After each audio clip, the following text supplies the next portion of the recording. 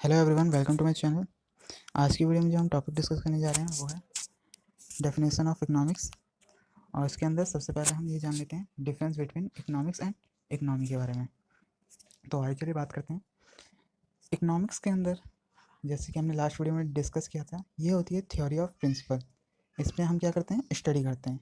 ठीक है, इकोनॉमिक्स के अंदर हम स्टडी करते हैं। और इसके बारे में अगर आपको और डिटेल से जानना है तो आप मेरी लास्ट वीडियो में जाके देख सकते हो। ठीक है, क्योंकि जो हमारे रिसोर्सेज हैं वो क्या है, स्केयर्स हैं, मतलब संसाधन है वो क्या है, दुर्लभ हैं। ठीक है, इसके लिए हमें इकोनॉमिक्स की स्टडी करनी पड़ती है। ठीक है, और इकोनॉमी क्या है, जो मैंने आपको लास्ट वीडियो में इसके बारे में बताया था। मैंने बताया था आपको आर्थिक गतिविधियाँ, इकोनॉमिक्स एक्टिविटीज़। तो जब भी हम एक्टिविटी करते हैं, अपने इकोनॉमिक्स एक्टिविटीज़ जब भी हम करते हैं तो वो आती है हमारी इकोनॉमी के अंदर। ठीक है, तो आर्थिक गतिविधियाँ हमारी इकोनॉमी के अंदर आती हैं। और इकोनॉमिक्स, इसमें हम स्टडी करते हैं। इसमें हम कोई कार्य नहीं कर रहे होते हैं, जबकि इकोनॉमी के अंदर हम कार्य कर रहे होते हैं। इकोनॉमिक्स के अंदर हम स्टडी करते हैं। तो ये था डिफरेंस बिटवीन इकोनॉमिक्स एंड तो अब हम बात करते हैं अर्थशास्त्रियों की। तो सबसे पहले हम बात करेंगे फादर ऑफ इकोनॉमिक्स, जो माना जाता है एडम स्मिथ को। ठीक है, तो इनकी जो बुक थी वो थी वेल्थ ऑफ नेशन। ठीक है, इन्होंने economics is the science of wealth, economics को क्या माना, साइंस ऑफ वेल्थ। आगे इन्होंने जो परिभाषा दी इसके ऊपर वो थी, जहाँ पर हम वेल्थ में होने वाले चेंज को स्टडी करते हैं। ठीक है, वेल्थ मीन्स धन, उसमें जो बदलाव होता है उसको जब हम स्टडी करते हैं, ठीक है, उसकी स्टडी को इन्होंने क्या माना, इकोनॉमिक्स। ठीक है, इसी स्टडी को इकोनॉमिक्स कहा जाता है। ये था, ये जो परिभाषा थी ये थी एडम स्मिथ की। ठीक है, ये डेफिनेशन थी एडम स्मिथ द्वारा। तो अब हम जानते हैं मार्शल के विचार। इनकी जो बुक आई थी प्रिंसिपल ऑफ इकोनॉमिक्स, ये आई थी सन 1890 में। ठीक है, इन्होंने जो डेफिनेशन थी इनकी वो थी मटेरियल वेलफेयर, मतलब भौतिक कल्याण की परिभाषा इन्होंने दी थी। इनके अनुसार वेल्थ में होने वाले चेंज से उससे वेलफेयर में इफेक्ट होता है या नहीं, इसकी स्टडी को ही इकोनॉमिक्स कहते हैं।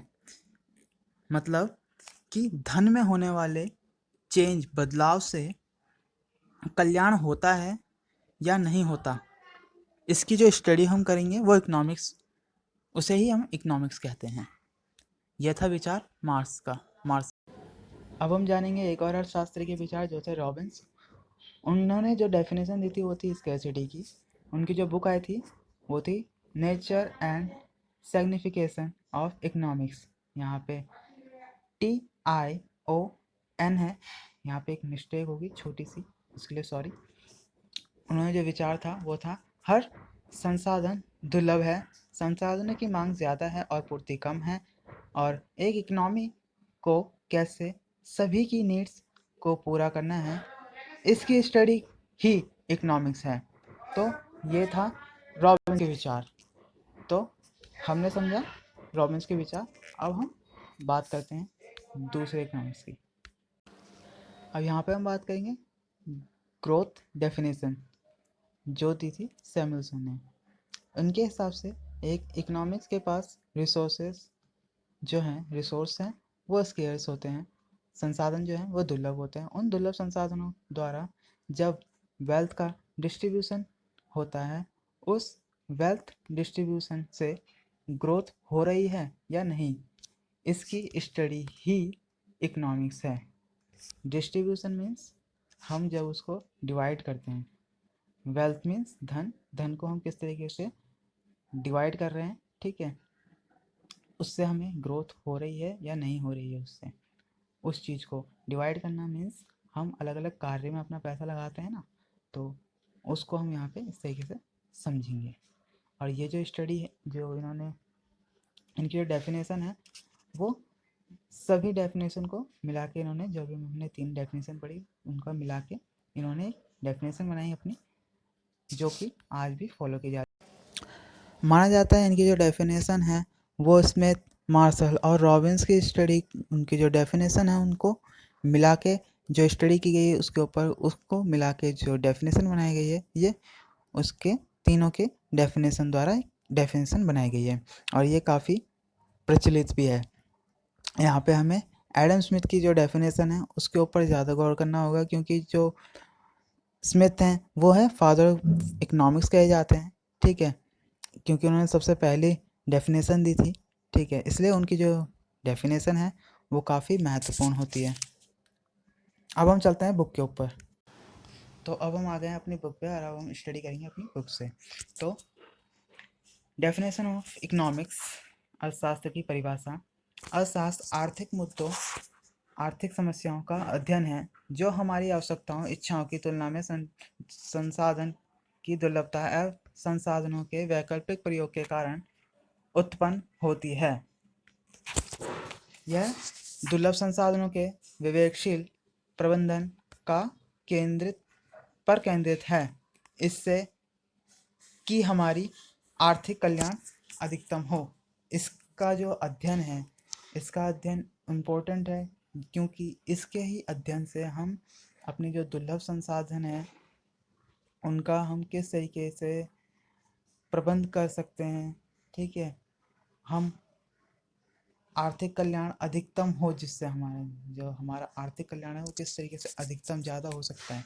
अपने दुर्लभ संसाधनों के यूज से का जो हम उपयोग करेंगे उससे हमारी जो आर्थिक कल्याण है वो अधिकतम कैसे कर सकते हैं। दुर्लभ तो है ही संसाधन, लेकिन फिर भी हमें जो अपना कल्याण है, आर्थिक कल्याण, वो तो अधिकतम करना है ना, तो किस तरीके से हम कर सकते हैं उसके लिए हम इकोनॉमिक्स को पढ़ते हैं। आइए चलिए अब यहाँ पे हम बात करते हैं, ये क्या कह रहे हैं इकोनॉमिक्स के ऊपर। अर्थशास्त्र एक विशेष वस्तु है जो दुर्लभ संसाधनों के विवेकशील प्रयोग पर इस प्रकार केंद्रित है जिससे कि हमारी आर्थिक कल्याण अधिकतम हो। Economics is a subject matter that focuses on the regional management of scarce resources in a manner such that our economics welfare is maximized। किस तरीके से हम ज़्यादा से ज़्यादा अपना आर्थिक कल्याण बढ़ा सकते हैं, ठीक है। तो यहाँ पे वीडियो ख़त्म करते हैं।